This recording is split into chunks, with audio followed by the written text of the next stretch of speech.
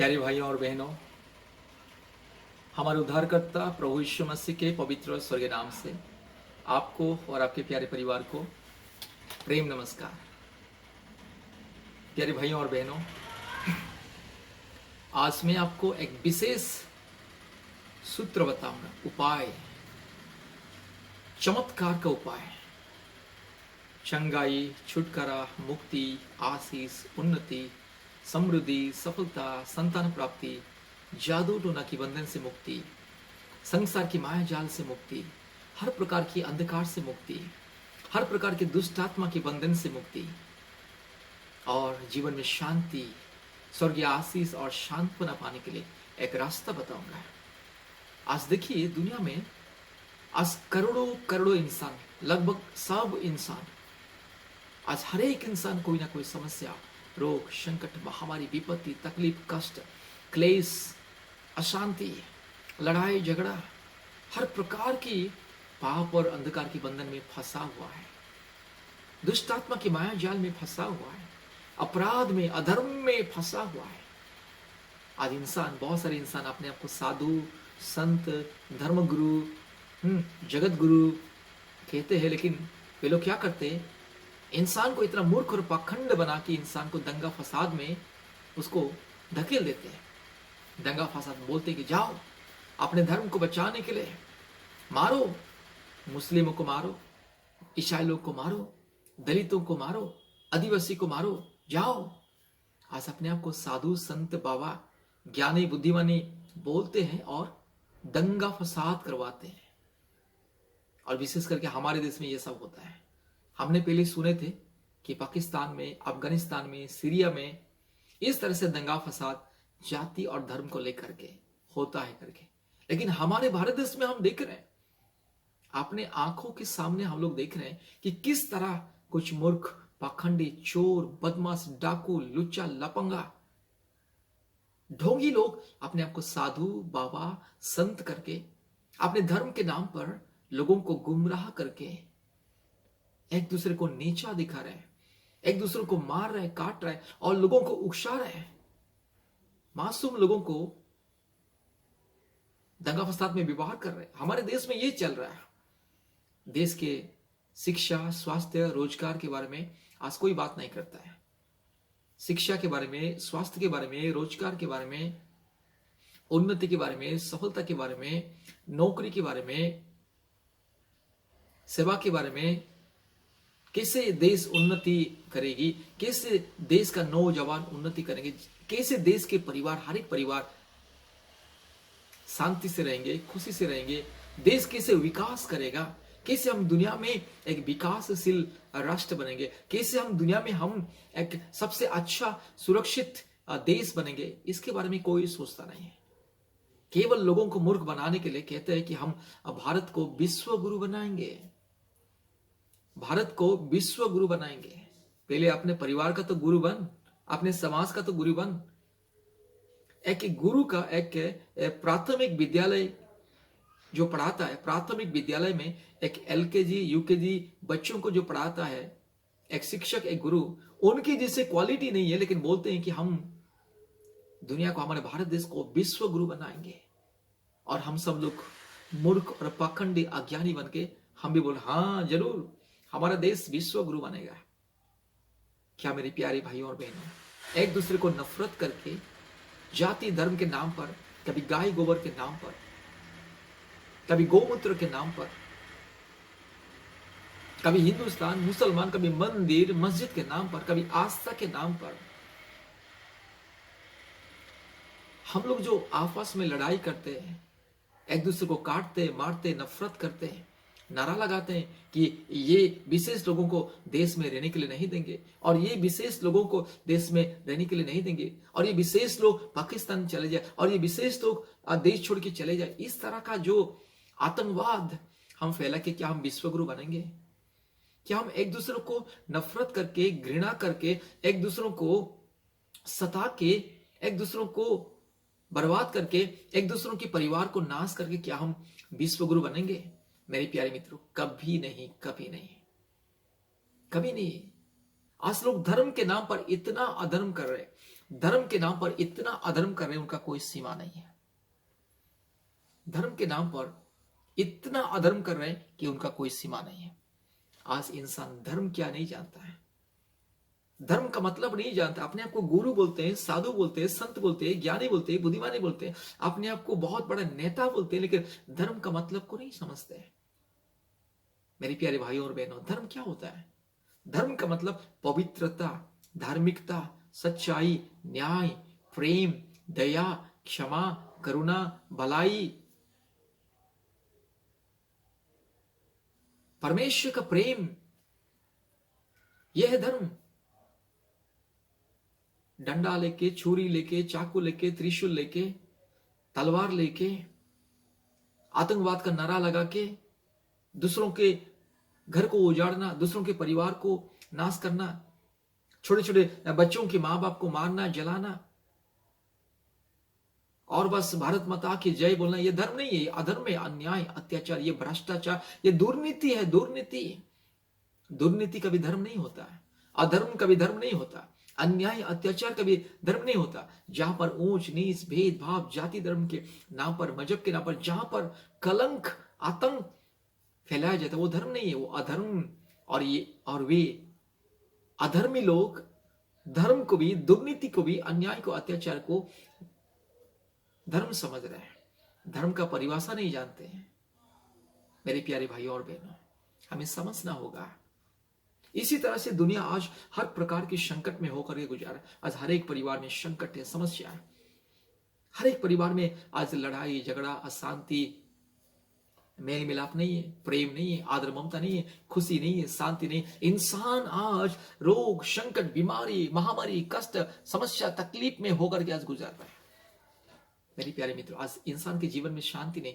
इंसान लाखों करोड़ रुपया कमा रहा है, लाखों करोड़ रुपया कमाता है, लाखों लाखों करोड़ करोड़ संपत्ति जमा करता है, एंजॉय करता है, अपने लिए घर द्वार, सोना चांदी, हीरा मोती, बंगला, बहुत कुछ एंजॉय, देश विदेश घूम रहा है अपने ज्ञान के द्वारा, बुद्धि के द्वारा, सामर्थ्य के द्वारा, लेकिन बीमारियों से मुक्ति नहीं मिल रहा है, अशांति से शांति नहीं मिल रहा है, अधर्म से उसको मुक्ति नहीं मिल रहा है, पाप और अन्याय, अत्याचार से, भ्रष्टाचार से उसे मुक्ति नहीं मिल रहा है। पाप और अन्याय, अधर्म का बंधन, भ्रष्टाचार का बंधन, अत्याचार का बंधन, शैतान के हर प्रकार की दुष्टता का बंधन से उसे मुक्ति, छुटकारा नहीं मिल रहा है। मेरे प्यारे मित्रों, मेरे प्यारे भाइयों और बहनों, हमें समझना होगा, हमें समझना होगा कि आज इंसान इतने सारे हासिल करके भी धन दौलत, मान सम्मान, इज्जत, अपने लिए बड़े पोस्ट, अपने लिए उच्च पद, उच्च आसन, आज उच्च आसन में बैठ करके भी प्रधानमंत्री, राष्ट्रपति, मुख्यमंत्री, MP, MLA, doctor, collector, professor, lecture, इतने बड़े बड़े उच्च अधिकारी, जिला का अधिकारी, राज्य का अधिकारी, देश का अधिकारी बन के भी आज इंसान के पास इंसानियत नहीं है। समाज में शांति को नहीं फैला रहा है, समाज में अशांति को फैला रहा है, और इंसान सोच रहा है मैं अपने बल के द्वारा, अपने ताकत के द्वारा, अपने संपत्ति या धन दौलत के द्वारा मैं किसी को भी दबा सकता हूं, किसी को मार सकता हूं, हरा सकता हूं, और मैं हमेशा के लिए दुनिया में राज करूंगा। ये जो मूर्खता, ये जो पाखंडी स्वभाव, अज्ञानता है। जानवर भी इसे नहीं सोचता है कि मैं दूसरों को मार के बस जाके अच्छी जगह में बैठूंगा। जानवर भी इसे नहीं सोचता है। इंसान आज करोड़ों करोड़ों देवी देवताओं को पूजा करता है, चाहे क्रिश्चियन हो, हिंदू हो, मुस्लिम हो, जैन हो, सिख हो, बुद्धिस्ट हो, जो भी हो, आज करोड़ों करोड़ों देवी देवताओं को पूजा करता है। करोड़ों करोड़ों देवी देवता रहते हुए भी वो क्या करता है? जंगलों में ईश्वर को ढूंढता है, नदियों में, समुद्र में, आकाश में, हवा में, पानी में, पहाड़ पौधे में ईश्वर को ढूंढता है। इतने सारे करोड़ों करोड़ों देवी देवता रहते हुए भी इंसान को आज मुक्ति नहीं मिल रहा है, पाप से, श्राप से मुक्ति नहीं मिल रहा है, इंसान को शांति नहीं मिल रहा है। लाखों रुपया कमाता है, एंजॉय कर रहा है, अपने लिए सब कुछ है, एंजॉय कर, लेकिन उनको नींद नहीं आता है, शांति नहीं है, मुक्ति नहीं है, चैन नहीं है, बेचैनी हो रही घूमता है। और बहुत सारे लोग दुनिया में बीमार, रोग, संकट, महामारी इत्यादि इत्यादि समस्या से उसको मुक्ति नहीं मिल रहा है। समाज में केवल दंगा बढ़ रहा है, आतंक बढ़ रहा है, समाज में केवल अन्याय, अत्याचार, भ्रष्टाचार, दुर्नीति के अलावा कुछ नहीं है। धर्म के नाम पर अधर्म, जहां धर्म वहां पर भी बलात्कार होता है। धार्मिक स्थल में भी आज मां बहनों के प्रति अन्याय, अत्याचार, बलात्कार होता है। धार्मिक स्थल में भी आज हर प्रकार के घिनौने काम हो रहे हैं। कारण क्या है? कारण है इंसान अपने इंसानियत को खो चुका है, सच्चाई को खो चुका है। इसलिए आज इंसान कोई ईश्वर नहीं है करके अपने लिए काल्पनिक देवी देवताओं को बनाता है। काल्पनिक देवी देवता, वो भी अनगिनत करोड़ों करोड़ों काल्पनिक देवी देवताओं को, कभी इंसान के रूप में, कभी जानवर के रूप में, कभी सांप, बिच्छू, मेंढक, चूहा इत्यादि इत्यादि जंगली जानवरों के रूप में इंसान को देख रहा है, ढूंढ रहा है।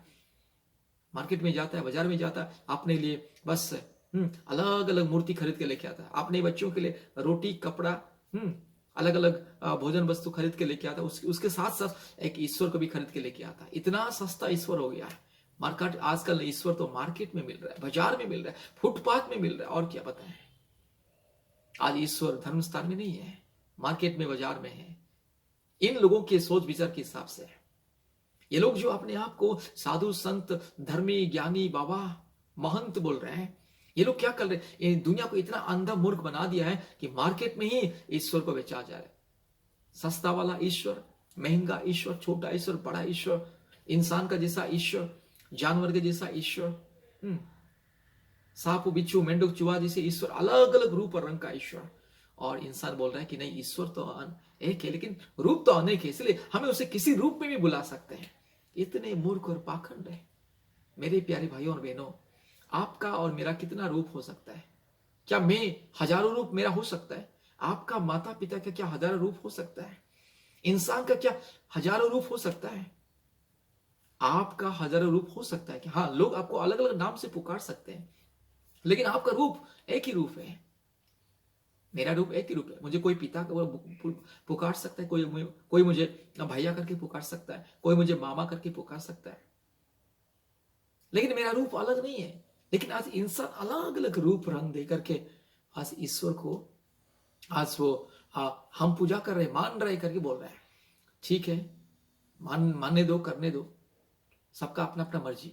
लेकिन इतने सारे करोड़ों करोड़ों देवी देवताओं को पूजा करके भी उसको संतुष्टि नहीं मिलता है, चंगाई नहीं मिलता है, मुक्ति नहीं मिलता है। बाद में ओझा बाबा, ओझा के पास जाता है, तांत्रिक के पास जाता है, कहता है मैं जीवन में सब कुछ करके, हॉस्पिटल, डॉक्टर, सबके पास जाके मैं सब तंग आ चुका हूं, मैं सब कुछ करके परेशानी हो चुका हूं, मुझे मुक्ति नहीं मिल रहा है, चंगाई नहीं मिल रहा है, चैन नहीं है, नींद नहीं है, मुझे संतान नहीं है, मुझे संतान दे दे बाबा, संतान दे दे तांत्रिक बाबा, ओझा बाबा, मुझे बस मुक्ति दे दे, मुझे इस भूत प्रेत की आत्मा से, मुझे इस रोग से, बीमारी से मुझे मुक्ति दे दे, शांति दे दे। हजारों रुपया उनके कदमों में डाल देता है। वो अच्छे से लूटता है, तांत्रिक बाबा, ओझा जो भी है, अच्छे से लूटता है।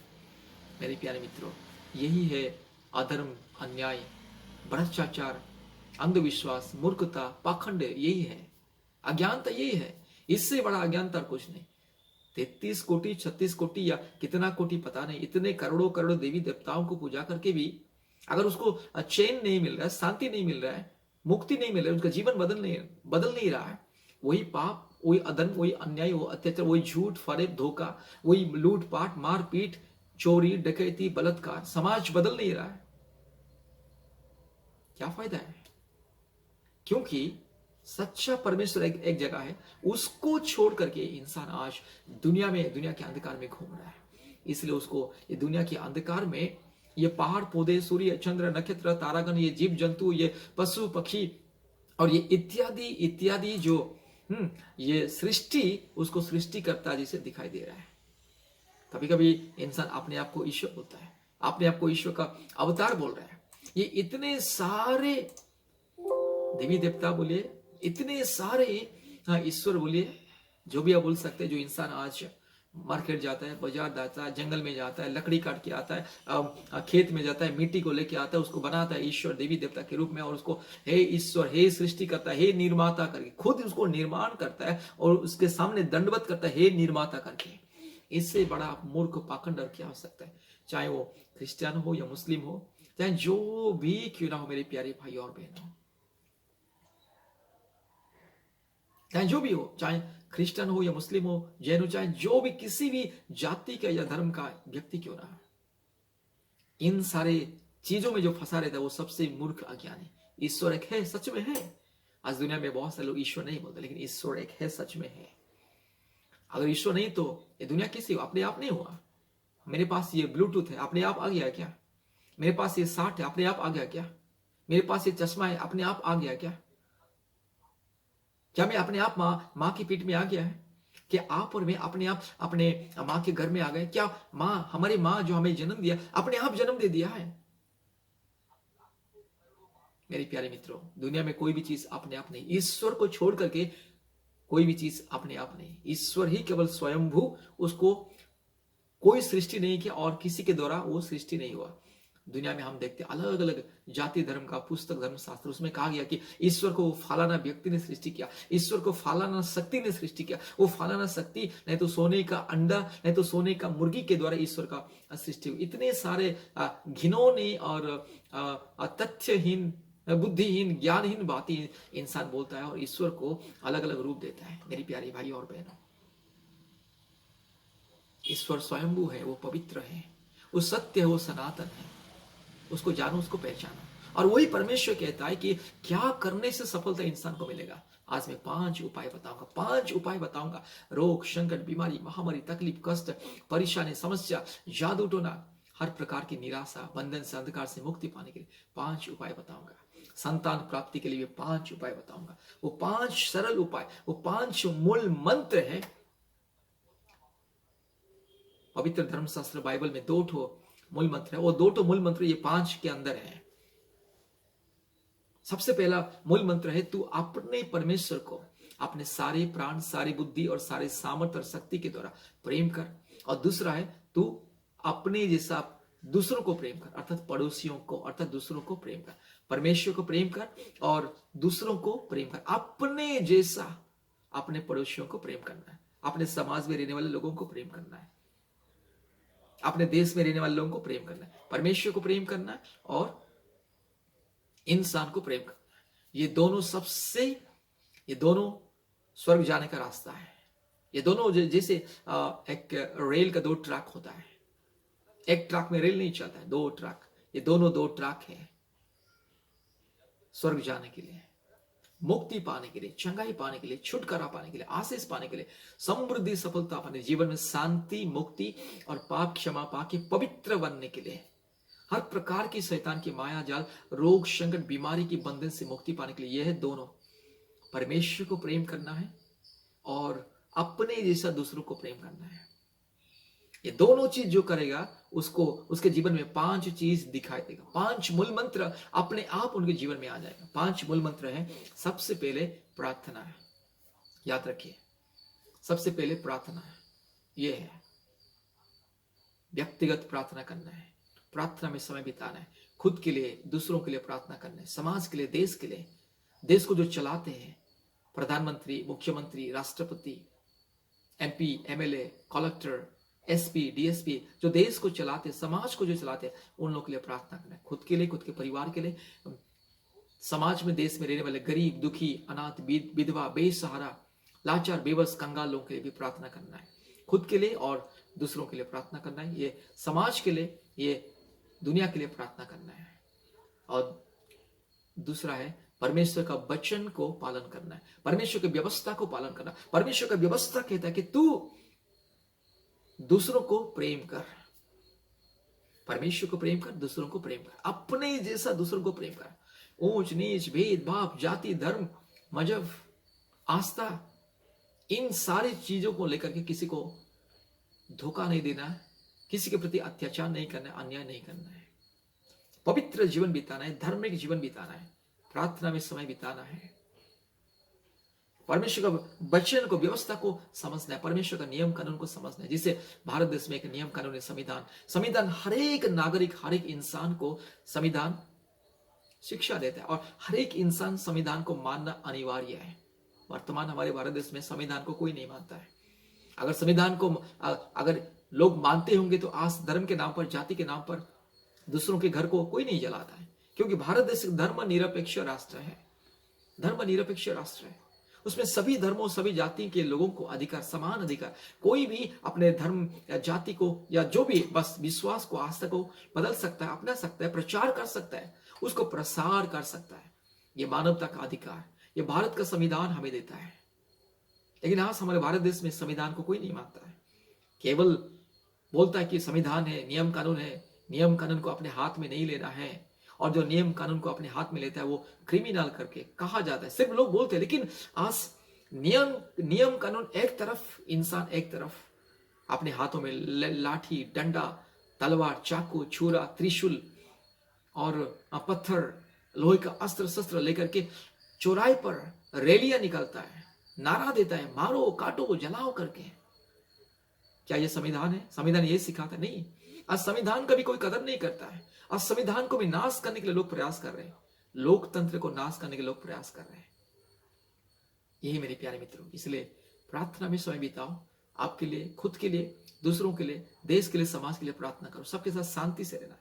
और दूसरी बात है, परमेश्वर के नियम को जानना है। जैसे संविधान को जानना जरूरी है, संविधान का नियम को जानना जरूरी है, नहीं तो हम संविधान का नियम को भी उल्लंघन करने का चांसेस है। इसलिए संविधान को जानना जरूरी है, नियम कानून को जानना जरूरी है, नियम कानून को मानना जरूरी है। जैसे हर एक नागरिक, हर एक देश का, हर एक नागरिक उन देशों का संविधान को मानना जरूरी। जो संविधान को नहीं मानता वो क्रिमिनल, और उनके लिए सजाए मौत और दंड, जेल दंड है।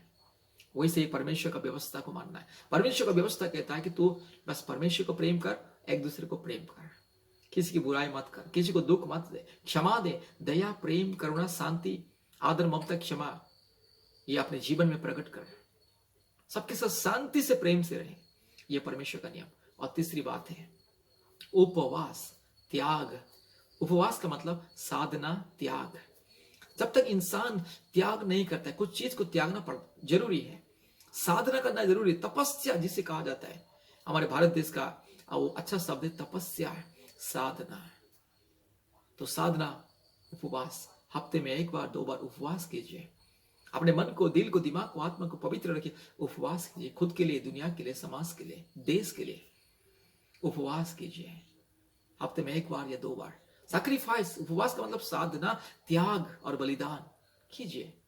उपवास करने से, हफ्ते में 1 बार 2 बार उपवास करने से कोई मर नहीं जाता, स्वास्थ्य अच्छा होगा। तो उपवास करना जरूरी है। उसके बाद संगति, लोगों के साथ प्रेम से मिलो। जहां आराधना, सेवा, उपासना होता है, जाओ, संगति करो, परमेश्वर के लिए समय बिताओ, भजन गाओ, गाना गाओ। लेकिन हमारे भारत देश में क्या हो रहा है, जहां भजन गाना होता है, जहां पूजा आराधना, सेवा आराधना होता है, वहां पर जाते लोग दंगा फसाद कर रहे हैं, लाठी डंडा लेकर के जाते, अपने भगवान ईश्वर का नारा लगाते, और वहां पर जाके झूठे आरोप लगा के लोगों को मार रहे, जेल में डाल दिया जा रहा है। ये सब अन्याय, अत्याचार है मेरे प्यारे मित्रों। अन्याय, अत्याचार करके कितने दिन जियोगे? जो लोग अन्याय, अत्याचार करते, दंगा फसाद, लड़ाई झगड़ा करते, कितने दिन जिएंगे? वो भी एक दिन मरेगा, हम भी मरेंगे, सब लोग एक दिन ये दुनिया छोड़ के जाना होगा। लेकिन इतिहास में रह जाएगा कि ये लोग, उस जमाने में ये लोग इस तरह से करते थे, हमारा नाम इतिहास में रह जाएगा। इसलिए मेरे प्यारे मित्रों, प्यार से, शांति से सबके साथ रहना है, और शांति से परमेश्वर की उपासना करना है। जिसको जो उपासना करना है, जिसको जहां उपासना आराधना करने, छोड़ दो, स्वाधीनता छोड़ दो। ये भारत एक स्वाधीन राष्ट्र है, सबके लिए स्वाधीनता, अधिकार है। यहाँ पे धार्मिक स्वतंत्रता सबके लिए है। मैं चाहे किसी भी देवी देवताओं को पूजा करूं, मेरा मर्जी है। मैं चाहे किसी भी अल्लाह को या ईश्वर को या भगवान को या किसी को भी पूजा करूं, मेरा मर्जी है।